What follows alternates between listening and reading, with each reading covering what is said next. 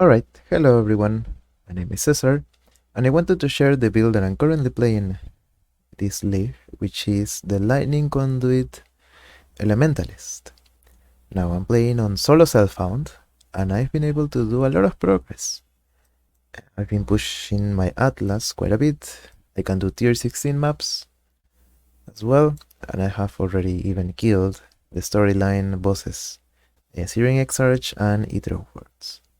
So yeah, the build is pretty good, and all of this with a very basic solo self-found gear. We're using no uniques whatsoever, no clusters. We're using a 4-link lightning conduit. So yes, the build does a lot of damage. You can see the gear in the PoE is mostly life and resistances, and also stats in dexterity and strength, so we can run determination and grace for our defensive auras. Ideally we want to run purity of elements as well, but we cannot afford the reservation, so for now we run Tempest Shield and Defiance Banner. Right? You would need a small cluster jewel with mana reservation efficiency. I think that is the best way. So you can run purity of elements, of course, instead of Tempest Shield. That's the auras. For the gems, well, we use Lightning Conduit for damage. Lightning Conduit is a new skill gem that basically needs the enemies to be shocked so it can do damage. So we shock the enemies using Orb of Storms. Press Orb of Storms. It shocks a lot of the enemies because we're using Chain, increased AoE, and the Chain Mastery, and then we use Lightning Conduit to do the damage. We are also using Wrath with Divine Blessing because we're using Enriched Battery. So that's an extra aura every 15 seconds. We can refresh it and we get a lot of damage. We're running Double Curse with Whispers of Doom in an Arcanist brand setup.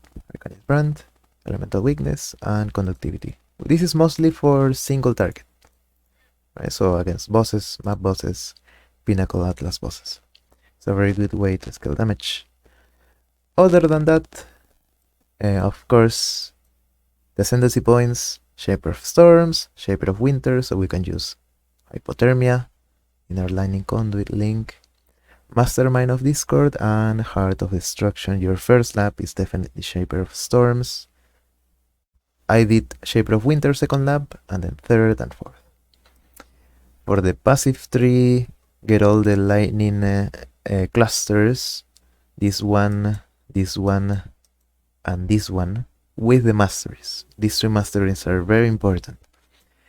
The non-projectile chaining lightning skill chain is very important, so our Orb of Storm shocks like the entire screen whenever we cast it, so we don't have to cast it too much.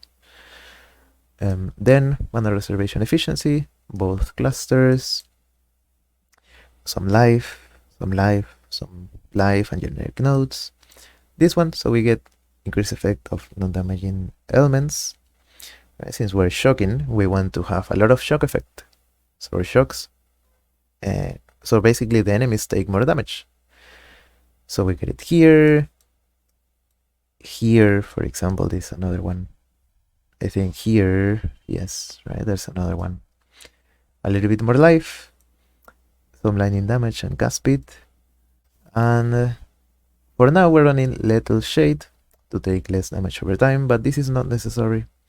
You can even skip all of this and invest that into clusters if you want to run clusters. Which clusters would you run? The mana reservation one and a large cluster with increased lightning damage. Right, there are some very good nodes. I think there is Overshock, which is more effect of lightning elements, right? So for better shocks. There is Dorian's Lesson. I think that's the name for the Life Leech with spell damage. We currently don't have Leech of any form. Our sustain is the Flask and Enduring Cry. So it's not very good, but we are somewhat tanky with Determination and Grace, so it's not bad. And that's it. And of course, we're running Elemental Overload. So we have 40% more damage whenever we deal a crit. We have 9% chance to crit, I believe. Yes, here it is. Lightning Conduit, 9% chance. So yeah, we have 40% more damage most of the time. And that's pretty much the build. Right, so I'm going to, of course, an upgrade. I'll probably do another video in the future using Annihilating Light, which I think is a very good upgrade for damage. But it requires you to run the 3 big auras, Determination, Grace, and Purity of Elements. So it's not too difficult to cap your elemental resistances, right? But I'll try to get that for another video, and I'll also show it. Also, just to finish, we're running 4 links in each Orb of Storms and Lightning Conduit. If you run Annihilating Light, you can run 6 links on your Orb of Storms. Ideally, you would run Unbound Elements and either Onslaught or Culling Strike, right? If you have Shock Proliferation on your globes, you can drop the Elemental Proliferation and then run both, right? So this would be all your Orb of Storm links. For Lightning Conduit, I chose Energy Leech and Lightning Pen for the 6th. I think you can swap Energy Leech for Lightning Pen, or for Lightning Damage, but, well, this is what I level up with.